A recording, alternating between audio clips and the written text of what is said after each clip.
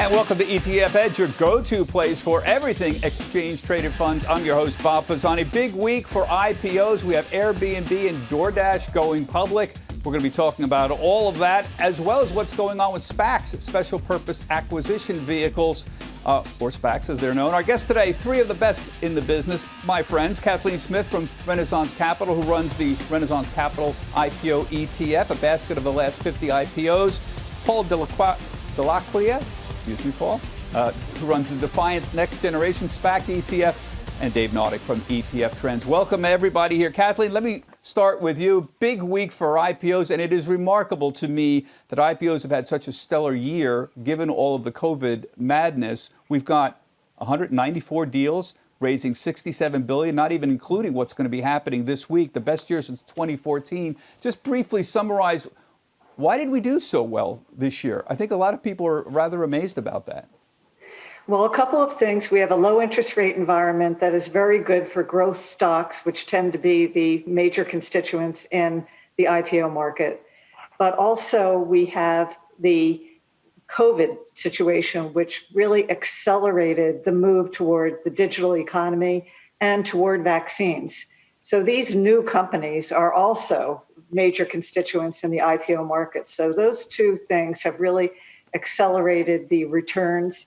And the returns also are the fuel that drive the IPO issuance engine. So it's been very good for the returns on the ETF. And we expect to see more opportunity with Airbnb and DoorDash. The way this index works is they become a part of it, especially these large ones, very soon. So we have an early, heavier weight in these new companies than most other ETFs.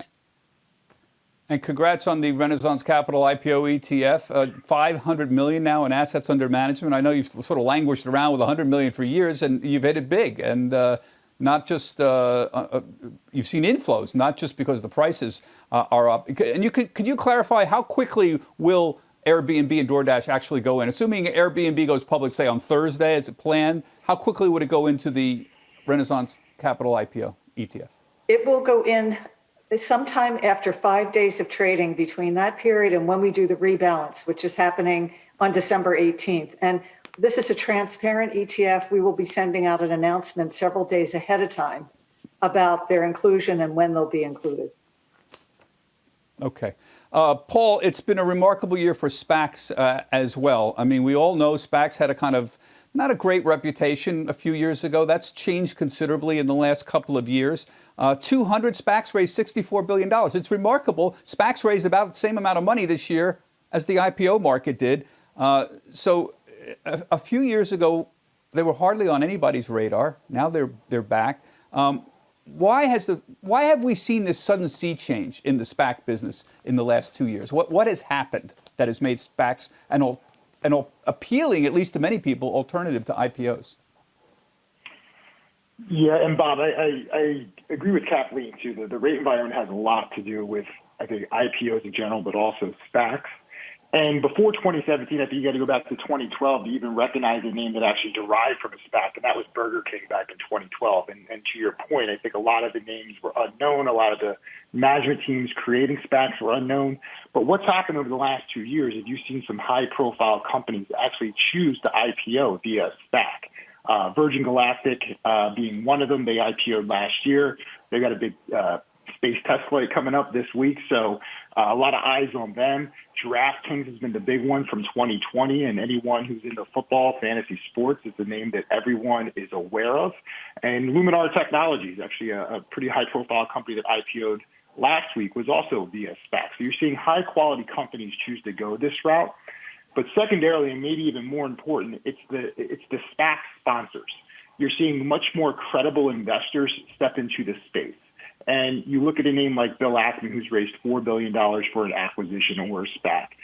Michael Klein, who is a Citigroup executive and is a renowned deal maker, is now working on his fifth SPAC. But also you're seeing very legitimate private equity firms, TPG, Apollo Group, Goldman Sachs has done a couple acquisitions. They're actually creating SPACs. And I think the way they're going to be thinking about using them on a go-forward basis as additional tools is going to even add more credibility to the space. It's going to continue growth. I think those are two of the big catalysts for what you've seen in 2020.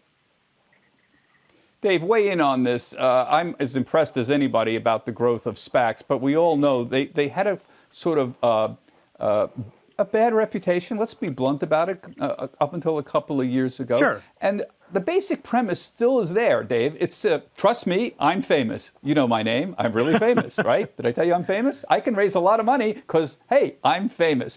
What could go wrong with this scenario? Trust me, I'm famous. Idea. There's a reason why SPACs are different than IPOs. And fundamentally, SPACs let companies come to market with some pros and cons. They have slightly less scrutiny. The amount of work it takes to get a SPAC merger done into a SPAC vehicle is simply less exhaustive than it would be if you were going through the full IPO process.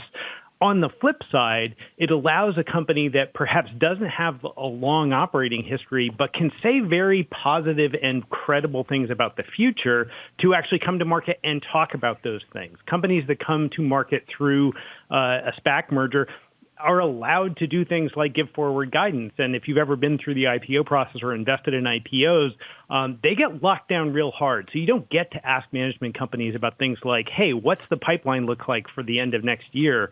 You do get to do that in a SPAC. So there's reasons why it's an attractive vehicle, particularly for smaller growth companies, often coming out of the private equity sort of train. And I think that's what we're seeing. SPACs are becoming this vehicle for companies to go from private to private equity to the public markets in sort of a long, thin line, if you will. But what can go wrong with this? I'm sorry to be so curmudgeonly about it. I mean, first off, there's the obvious thing, which is neither SPACs nor IPOs are subject. They're subject to the laws of gravity like everybody else. If the market turns south or if the economy turns south, they're not going to do as well. That's kind of obvious. But is there anything that worries you about SPACs that could independently cause them to dramatically underperform? We've got over 200 that are sitting out there looking for targets right now. Are they all going to outperform, or are they going to do notably worse or better? They're going to be winners and losers, and like any market that is disparate, right? Remember, a SPAC or an IPO fund is investing in all of them. They're not simply saying we're going to pick the good tech ones, but we're not going to pick this healthcare one we don't believe in, right? So in both of these, and that's been a great approach. I mean, I think Kathleen's fund's up over 100% this year. It's hard to argue with the returns we've seen, but with those, potential excess returns come obviously enormous risks. And I think it's important to point out that what you get in something like a SPAC or an IPO fund that's pooling these things together is sort of the last tail end of private equity, which tends to be related. So if you look at what's coming to market through SPACs, you're not seeing like a lot of utility companies come to market this way. What you're seeing is, internet companies, technology companies, biotech companies, firms that are out there on the cutting edge. And with that cutting edge comes the opportunity to get cut.